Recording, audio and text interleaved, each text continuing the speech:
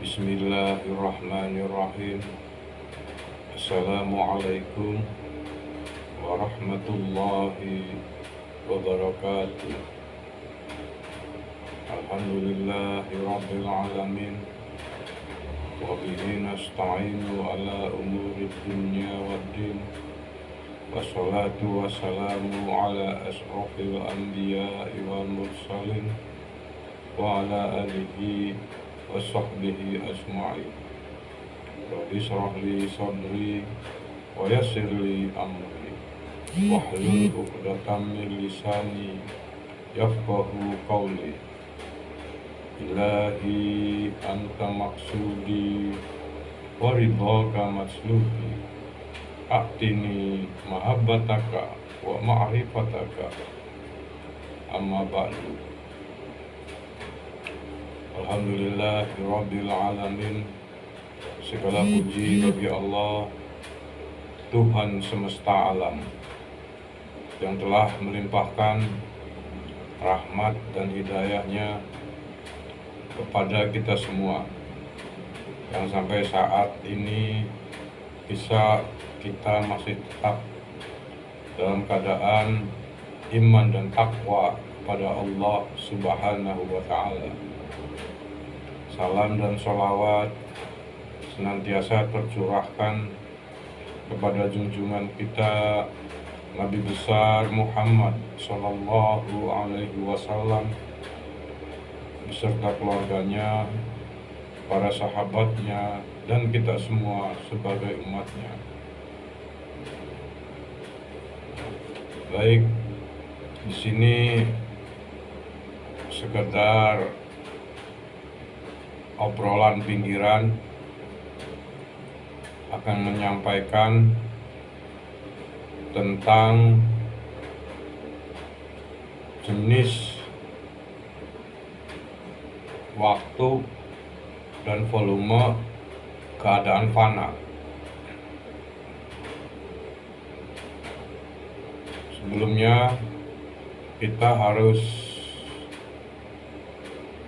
paham dulu tentang apa itu fana. Fana itu artinya lenyap, hilang, binasa, hancur, lebur, tenggelam, dan lain sebagainya. Itu hanya istilah saja. Yang dimaksud lenyap, hilang, binasa tersebut artinya sifat-sifat basariah kita atau sifat-sifat kemakhlukan yang ada dalam diri kita hilang, sirna, diisi oleh sifat-sifat ketuhanan yang ada dalam diri kita, yaitu roh. Jadi sifat-sifat basariah, akal, pikiran, panca indera, nafsu, hawa nafsu, atau ego, kekuatan diri, itu semua dikuasai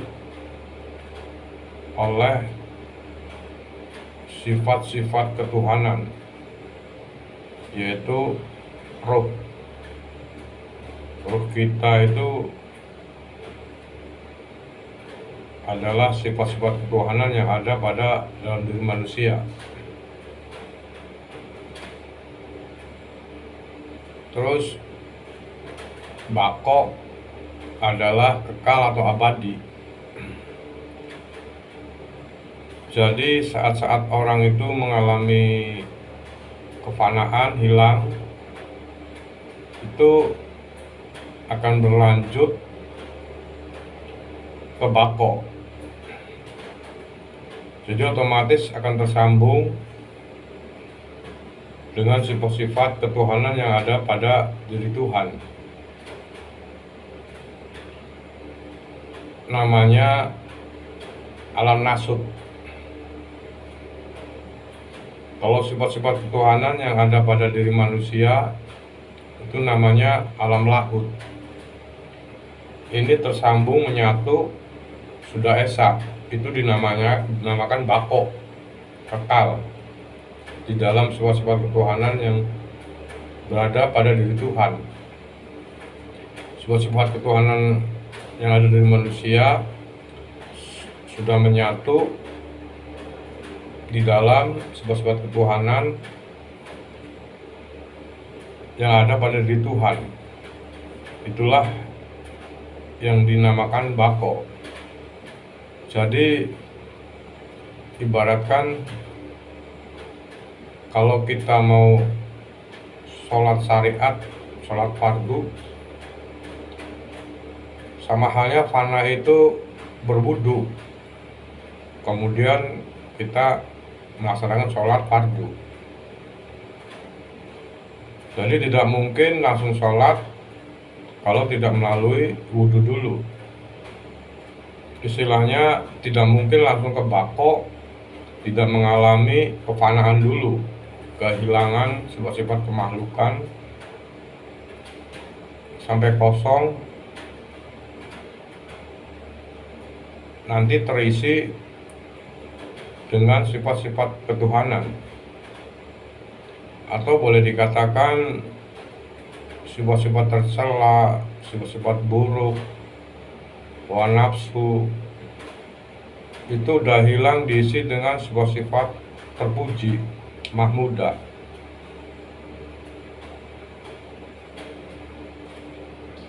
Istilahnya antara fana dan bako, semoga bisa dipahami. Dilanjut tentang jenis, waktu, dan volume keadaan seorang hamba dalam keadaan fana. Yang pertama itu tentang jenis keadaan seorang hamba mengalami fana adalah kemesraan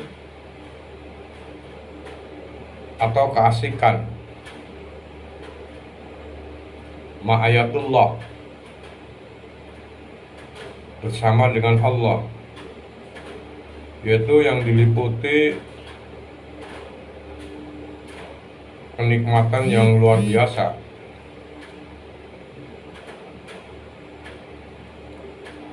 Jadi yang pertama itu keadaan seseorang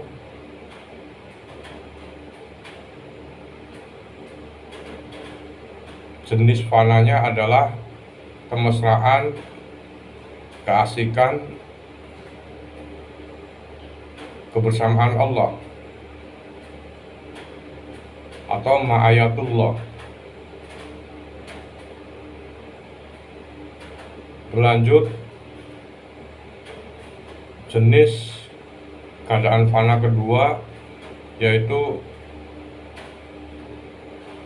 mabok, dalam keadaan mabok. Mabok di sini bukan mabok minuman yang dilarang oleh agama, dan rasa mabok ini bukan rasa pusing,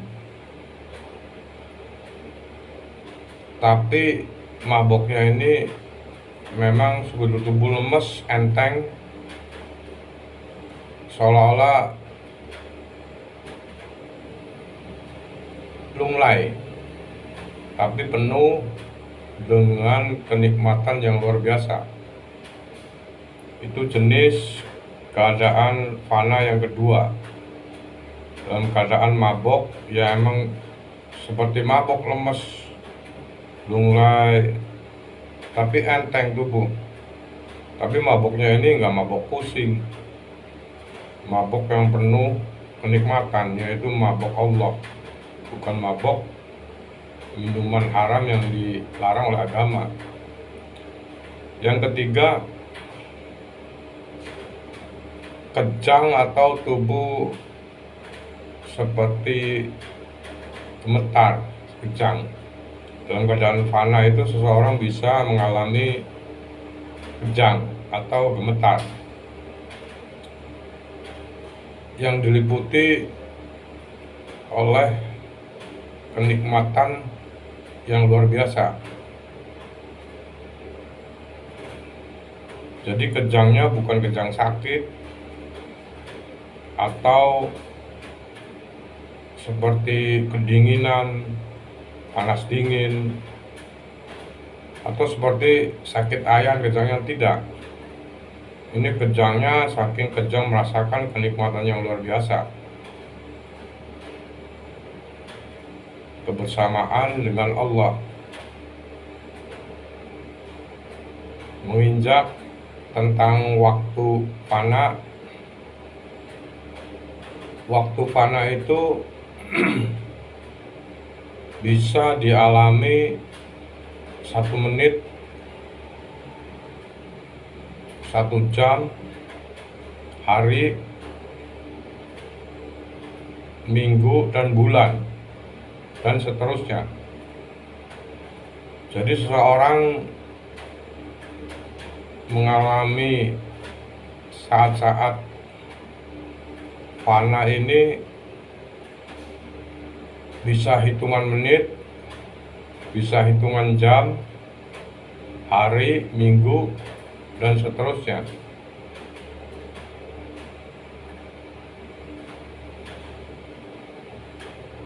Terus volume ini seseorang yang mengalami fana, yaitu volume ringan, volume sedang, volume tinggi, dan volume sangat tinggi yang dirasakan seorang hamba dalam keadaan fana. Jadi naik turun, tapi yang kekal, yang terus menerus itu volume ringan. Volume ringan ini tetap fana, bako, memasuki bako, tapi dalam intensitas yang ringan. Walaupun ringan, dia tetap terhubung dengan Allah. Kesadaran di dunianya juga masih sadar, tapi dalam pengaruh dikuasai oleh ruh, alam ketuhanan. Jadi bukan dikuasai oleh nafsu, kakuan makhluk, dan lain-lain. Nah, ini yang sedang ini saat-saat tertentu sedang naik, kadang naik lagi ke tingkat tinggi, dan naik lagi ke sangat tinggi. Seperti kisah wali Allah, yaitu Al-Halaj. Dia mengatakan, Ana al-haq, aku adalah Tuhan. Kemudian dia dihukum mati oleh pemerintahan saat itu, karena dirinya dalam keadaan fana tingkat tinggi. Jadi kesadaran akalnya sebagai makhluk itu hilang saat itu. Sirna, terselimuti oleh energi ketuhanan yang sangat tinggi. Terselimuti energi ketuhanan yang tinggi. Beda lagi dengan kisah seorang Habib, yaitu Al-Habib Ahmad bin Abdurrahman As-Segaf. itu mengalami kefanaan yang sangat tinggi, tidak sadar saking asiknya ma'ayatullah, kebersamaan dengan Allah. Dia saat melaksanakan sholat subuh, saat duduk yang terakhir sebelum mengucapkan salam, dia mengalami keadaan fana yang sangat tinggi. Hingga saat dia selesai sholat, mengucapkan assalamualaikum ke kanan ke kiri, langsung bertanya kepada anaknya, ini sudah masuk waktu duha belum? Ya karena jarak subuh dan waktu duha antara jam 7 jam 8 pagi itu paling selisih 4 jam 5 jam.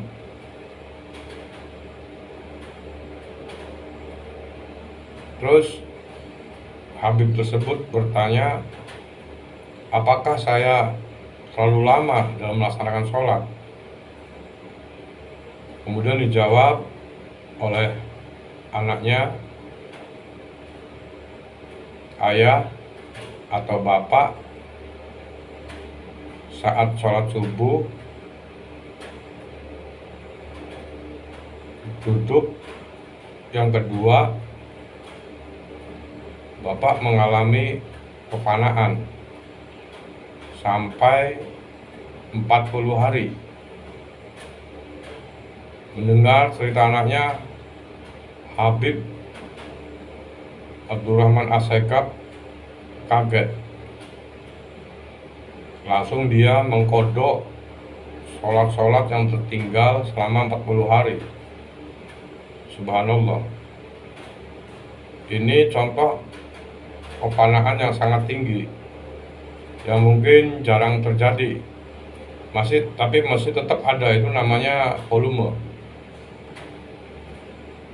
Jadi kefanaan yang kekal itu kefanaan yang tingkat ringan.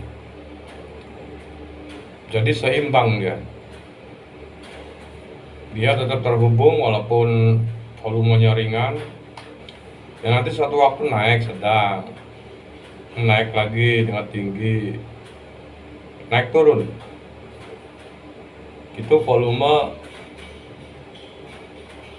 seorang dalam keadaan fana.